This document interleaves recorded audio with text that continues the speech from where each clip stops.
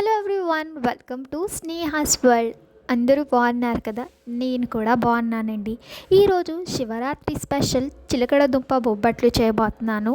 So నేను ఇక్కడ half KG చిలకడ దుంపల్ని తీసుకున్నాను. వీటిని కాస్తంత వాటర్లో కొద్దిసేపటి వరకు నానబెట్టుకున్నాను, సో దాట్ దీని మీద ఉన్న మట్టి ఈజీగా వెళ్ళిపోవడానికి. ఇప్పుడు ఈ చిలకడ దుంపల్ని మనము ఉడికించుకోవాలి. సో మీరు ఎదర్ కుక్కర్లోనైనా ఉడికించుకోవచ్చు, ఇలా లేదంటే నేను చేస్తున్నట్టయినా ఉడికించుకోవచ్చు. చాలా తొందరగానే ఉడికిపోతుంది, అంత టైం కన్స్యూమింగ్ అయితే కాదు. సో ఇప్పుడు ఒకసారి చూసుకుందాము. సో ఎలా చూసుకోవచ్చు అంటే ఇలా నైఫ్తో కాస్తంత గుచ్చి చూసుకుంటే మనకి తెలిసిపోతుంది. సో ఇవి చక్కగా ఉడికిపోయాయి. ఇప్పుడు నేను స్టవ్ ఆఫ్ చేసేసుకుంటున్నాను. సో నేను ఒక గిన్నె మెజర్మెంట్ లాగా తీసుకున్నాను. సో దీంట్లో 1 కప్ ఆఫ్ మైదా, అలాగే 1 కప్ కంటే కాస్త తక్కువగా నేను గోధుమ పిండి తీసుకున్నాను. మీరు కావాలంటే కంప్లీట్గా అయినా వేసుకోవచ్చు. అలాగే 2 టేబుల్ స్పూన్ ఆఫ్ బొంబాయి రవ్వ తీసుకున్నాను, అదే ఉప్మా రవ్వ అండి. అలాగే కాస్తంత ఉప్పు. సో వీటినన్నీ ఒకసారి మిక్స్ చేసుకోవాలి. ఆ తర్వాత కొద్దిగా నీళ్ళని వేసుకుంటూ మనము పిండిని అయితే తడిపేసుకోవాలి. సో పిండి మనకు అంత హార్డ్గా ఉండకూడదు, బొబ్బట్లు కదండి, పిండి సాఫ్ట్గానే ఉంటుంది, చాలా బాగా వస్తాయన్నమాట. సో ఈ రకంగా పిండిని కాస్త వాటర్ వేసుకుంటూ మనము పిండిని అయితే నేను ఎలా తడుపుకుంటున్నానో ఆ రకంగా తడుపుకోవాలన్నమాట. సో చూడొచ్చు. సో ఎంత బాగా మనం తడుపుకుంటామో అంత బాగా రుచికరంగా బొబ్బట్లు వస్తాయి. దీని మీద నేను ఒక హాఫ్ టేబుల్ స్పూన్ అంత నెయ్యి వేసుకొని మళ్ళీ ఇంకాసేపు పిండిని ఎచ్చక్క తడుపుకుంటున్నాను అనమాట. సో నెయ్యి మనం స్టార్టింగ్లో తడుపుకునేటప్పుడైనా వేసుకోవచ్చు, పైనుంచి వేసుకున్నది ఇంకా చాలా బాగుంటుంది. సో నేను అలాగే ఆ తర్వాత కాస్త నెయ్యి అలా ట్యాప్ చేసి పక్కన పెట్టేసుకున్నాను అనమాట. సో నెక్స్ట్ ప్రాసెస్లోకి వచ్చేస్తే, సో దుంపలు అయితే చక్కగా ఉడికిపోయాయి కాబట్టి వాటిని పీల్ ఆఫ్ చేసుకోవాలన్నమాట. ఇలా అయినా తినవచ్చు, కాకపోతే బొబ్బట్లకు ఉన్న టేస్ట్ చాలా వేరే లెవెల్లో ఉంటుంది. సో ఇలా తీసుకున్న తర్వాత వీటిని స్మాష్ చేసుకోవాలి. మీరు ఏదో స్మాషర్ ఉంటే దాంతోనైనా చేసుకోండి, లేదా చేయితోనైనా చేసుకోవచ్చు. నేనైతే ఇక్కడ చేయితోనే చేసుకున్నాను. చక్కగా ఉడికిపోయాయి కాబట్టి చాలా తొందరగా స్మాష్ అయిపోతాయి. సో నెక్స్ట్ వచ్చేసి ఒక కడాయి పెట్టేసుకొని దాంట్లో ఒక 2 టేబుల్ స్పూన్ ఆఫ్ నెయ్యి వేసుకుందాము.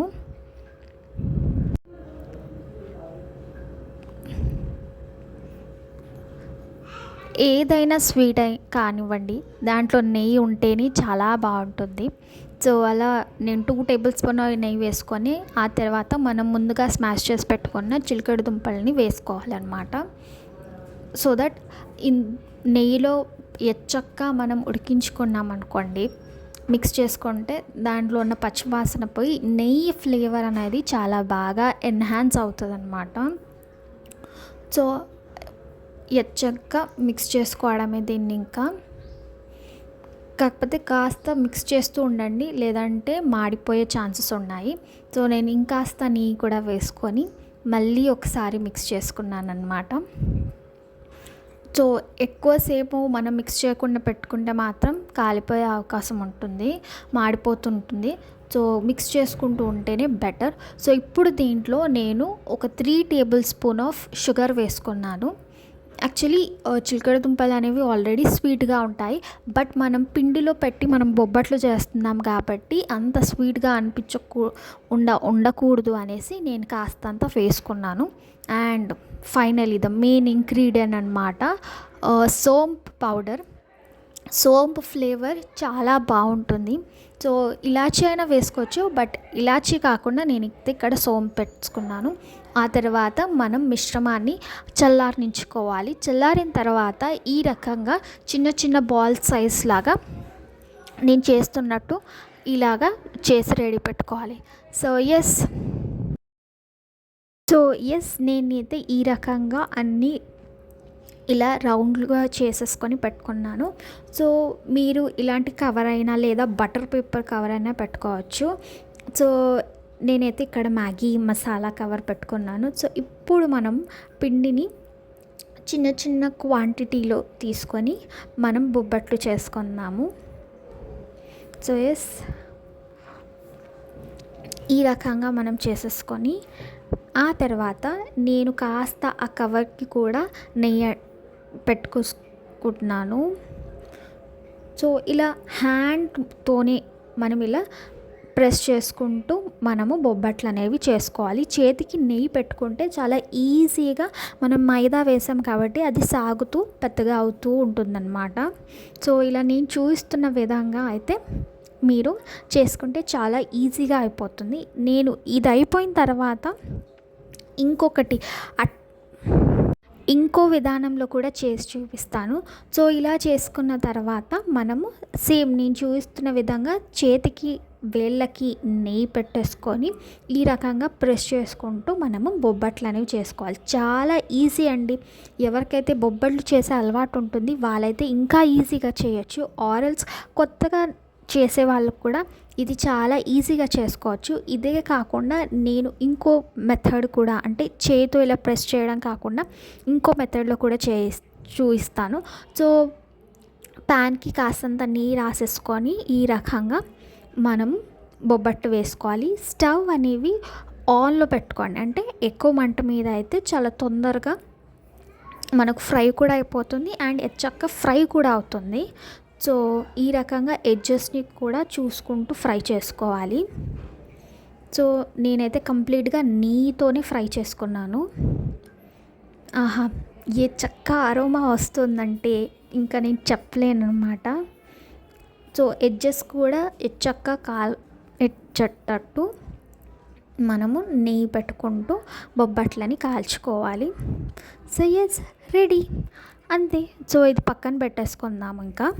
సో అలాగే నేను ఇంకోటి కూడా తీసుకున్నాను. నేను ఇంకో రకంగా చూపిస్తానన్నాను కదా. సో అదేం లేదండి, చాలా సింపుల్.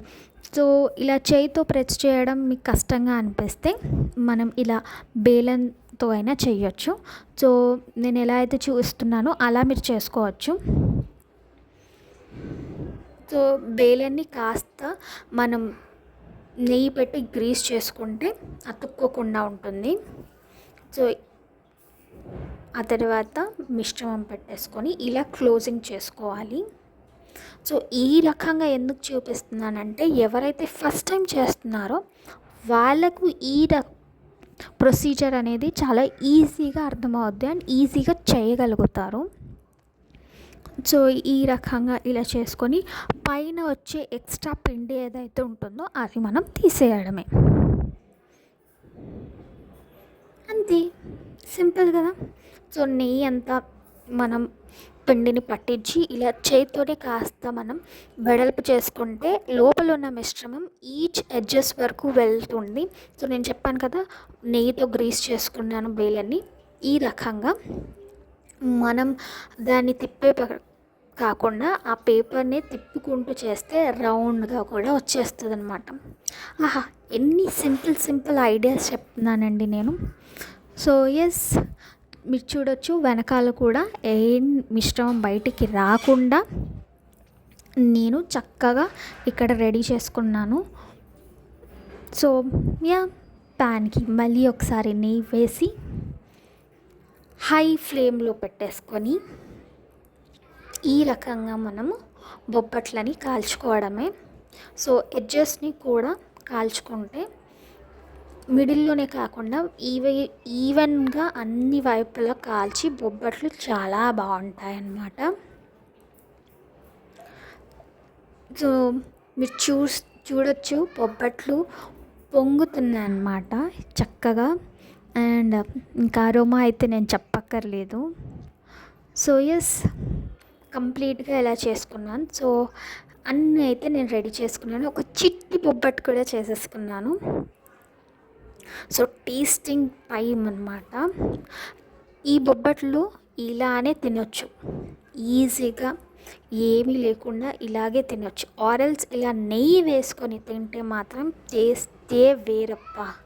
సో ఇలా నెయ్యి వేసుకున్న టేస్ట్ అయితే ఇంకో లెవెల్లో ఉంటుందన్నమాట. మీరు కూడా తప్పకుండా ఈ శివరాత్రికి చేయండి. మీకు కనుక ఈ వీడియో నచ్చినట్లే లైక్, షేర్ అండ్ సబ్స్క్రైబ్.